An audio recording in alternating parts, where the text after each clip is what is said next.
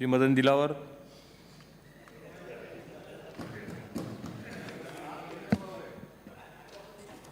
माननीय सभापति महोदय, राजस्थान राज्य पथ परिवहन सेवा बिना टिकट यात्रा निवारण संशोधन विधेयक 2021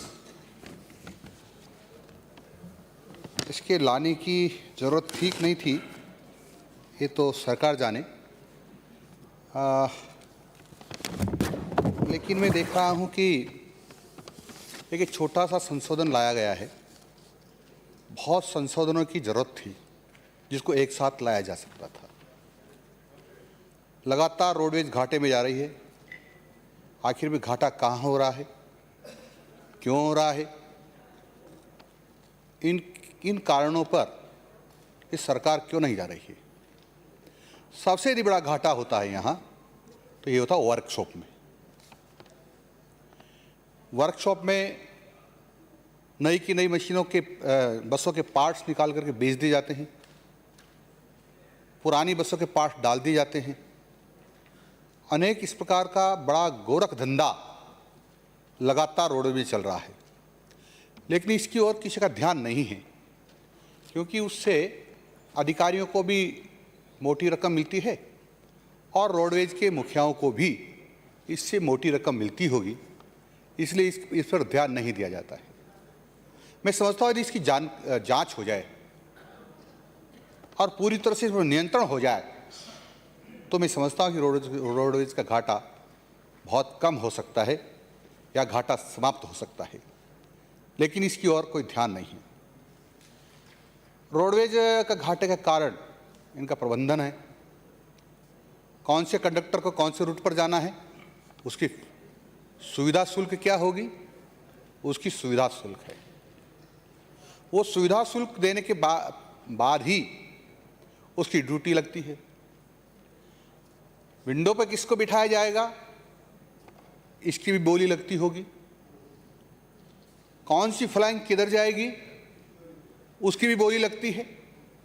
यानी ये बोलियां लगा लगा करके जब रोडवेज को चूस लेते हैं तो उस रोड में बचेगा क्या। वो खोल ही खोल बचा है। अंदर का सारा जूस ये अधिकारी और बैठे हुए लोग चूस लिया उन लोगों ने। अब लोकपथ परिवहन निगम आपने तो सुनाया होगा, माननीय सभापति महोदय, मैंने भी सुना है। एक नंबर पर 10-10 गाड़ियां चल रही हैं। क्या हो गया अधिकारियों को, क्या हो गया रोड संभालने वालों को, क्यों नहीं ध्यान देते हैं। मुझे लगता है बहुत बड़ी मिलीभगत है और सरकार में बैठकर भी रोडवेज को लूटने का जो षड्यंत्र चल रहा है ये ठीक नहीं है।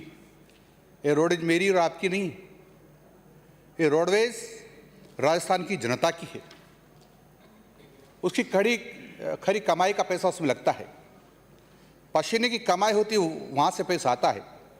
लेकिन हमको क्या लगता है, हम उस पर ध्यान ही नहीं देते हैं।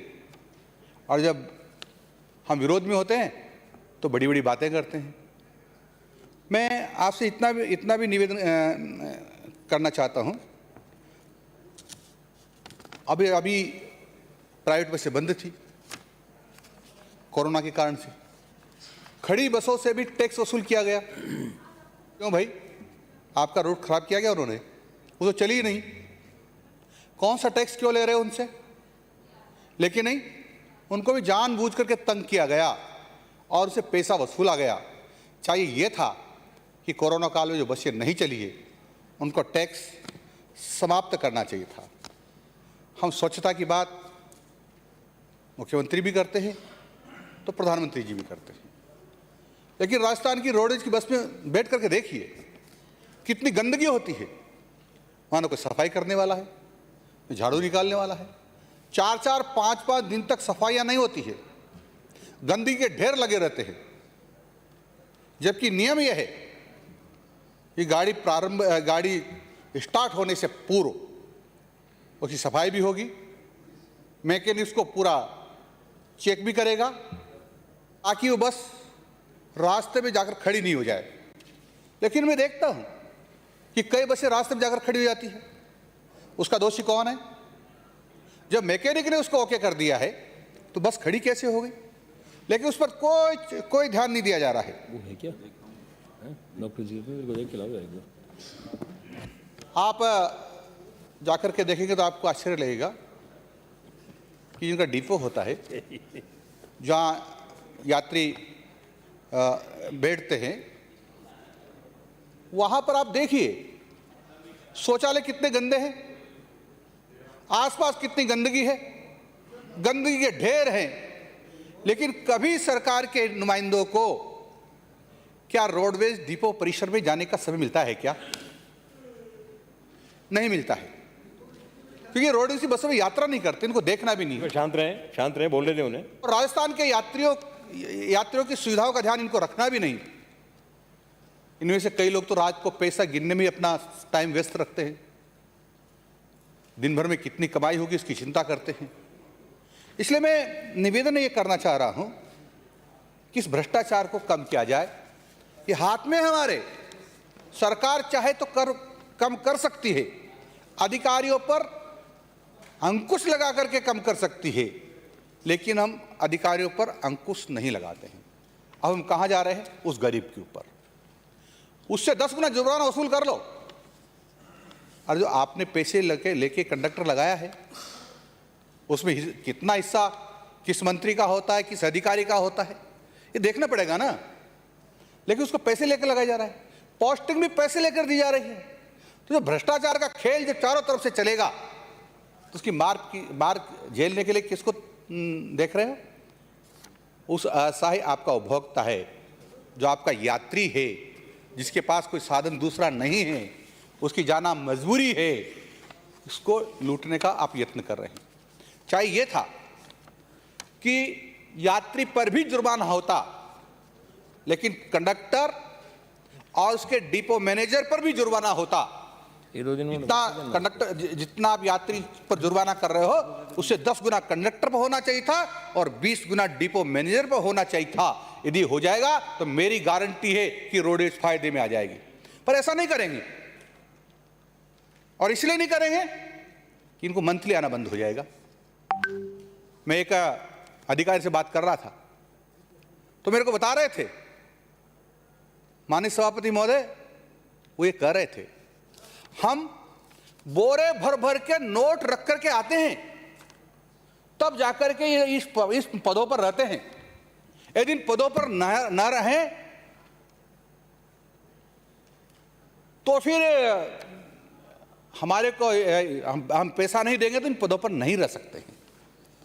इसलिए माननीय सभापति महोदय, राजस्थान की गरीब जनता की सोचिए, उस यात्री की सोचे जिसके पास कोई साधन नहीं है, आवागमन के लिए मजबूर है, कहीं कहीं जाना पड़ता है उसको, लेकिन उसकी मजबूरी का फायदा उठा करके उसको जो लूटने का यत्न कर रहे हैं वो ठीक नहीं है। मेरा एक सुझाव है कि इस राजस्थान रोडवेज को सुधारने के लिए सबसे पहले तो लोकपथ परिवहन की जो बसें चल रही है, एक गाड़ी के एक ही नंबर होना, 10-10 गाड़ियां एक पर चल रही है, और उन पर जब कार्रवाई होती है तो मुख्यालय से फोन जाते हैं, ये हमारे मिलने वालों की है, ये हमारे रिश्तेदार की है, इसका तो पैसा हमको आ गया है। इस प्रकार की जो चर्चाएं होंगी तो कैसे रोड सुधरेगी? इसलिए ये संशोधन जो लाने का जो नाटक है ना, बंद करिए।